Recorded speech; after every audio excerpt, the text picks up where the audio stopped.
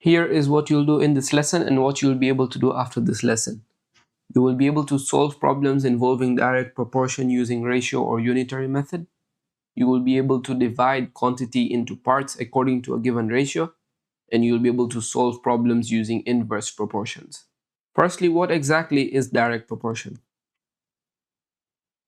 Direct proportion is just a relationship between two quantities such that when one quantity increases, the other one increases as well. An example of direct proportion is a wage or a salary, where the money goes up as the hours increase. Therefore, money is directly proportional to the number of hours worked. Now, suppose we're given a machine that fills 500 bottles in 15 minutes, and you're asked how many bottles it fills in 90 minutes. And this is a question that uses direct proportion. Why? Because as time increases, the number of bottles will also increase. And there are two methods to solve this. One is known as the ratio method. We'll start off with that, where we have to set up equivalent fractions. But we have to remember that the units have to be the same.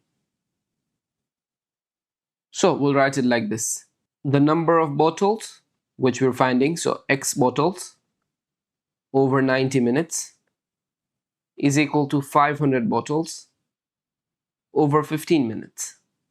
And what we do here is multiply 90 minutes on both sides,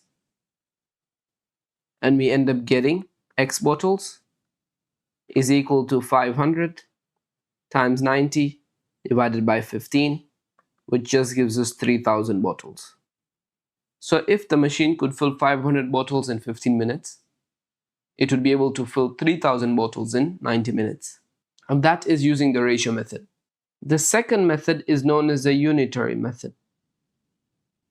And what we're doing here is we're finding the value of 1 unit.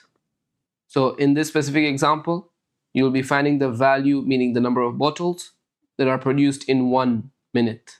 And for that, we would just have to divide 500 by 15.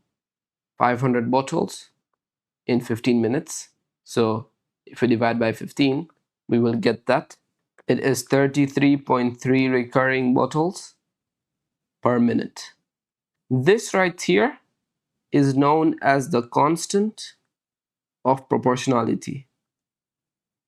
So if there are 33.3 recurring bottles per minute, how many would there be in 90 minutes? So we would just multiply that by 90, which then gives us 3000 bottles as well.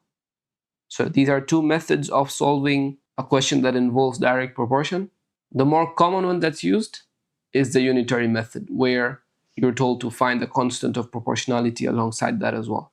Next up, you're going to look at dividing a quantity in a given ratio. So when you're told to divide a quantity in a given ratio, you must first find the total number of parts. What do I mean by this? So for example, suppose we're given divide 20 meters in the ratio 3:2. And for this, we first need to find the total number of parts. And in total, there are 3 plus 2 parts. So there are 5 parts in total. Then we want to find the value of 1 part. So what we will do is take our quantity and divide it by the number of parts. So 20 divided by 5, and that gives us 4. So 1 part has 4 meters. 3 parts will have how many? 12 meters. And 2 parts will have how many?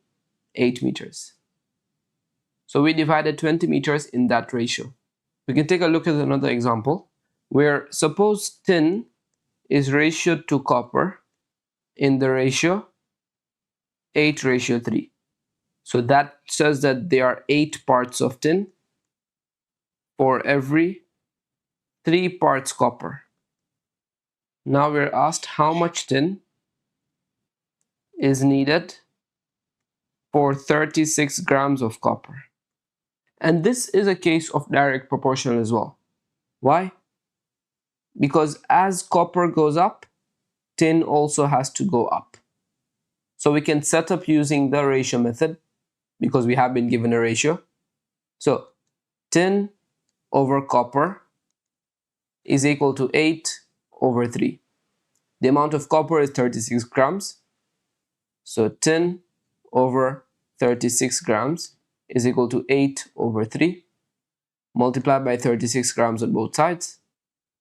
This cancels out. We get the amount of tin to be 8 times 36 grams over 3, which just gives you 96 grams of tin. Therefore, if tin ratio copper is divided in the ratio 8:3, that means that 8 parts of tin are used for every 3 parts of copper. And so if there are going to be 36 grams of copper used, we will need 96 grams of tin to hold this ratio. Finally, we take a look at inverse proportions. Inverse proportion is the opposite of direct proportion, where again it's a relationship between two quantities such that when one quantity increases, the other one will decrease. An example of this might be workers in a field. So suppose it takes 2 workers to finish a job in 15 minutes. Then obviously if you increase the number of workers, the time required to finish the job will decrease because there are more people that are working. An important rule for inverse proportions is that if A and B, there are quantities, are inversely proportional, then A times B is a constant, and it's known as the constant of proportionality. Let's take a look at this constant in use. So let's have a concrete example. Suppose 8 people take 6 days to pick apples. How long will 12 people take? So this constant, let's see what it means first. So these two are inversely proportional, meaning if you increase the number of people, the number of days that it will take to pick those apples will decrease. So that constant, which is 8 times 6, is equal to 48. What exactly does it mean? That is the amount of total work that is needed for the picking of the apples. And so if 48 person days are required to complete the work, how many days will be required if you have 12 people? So you take that 48 person days and you divide by the 12 people that you have, and now it will just take you 4 days to complete that task if you have 12 people. So the number of people went up, the number of days went down.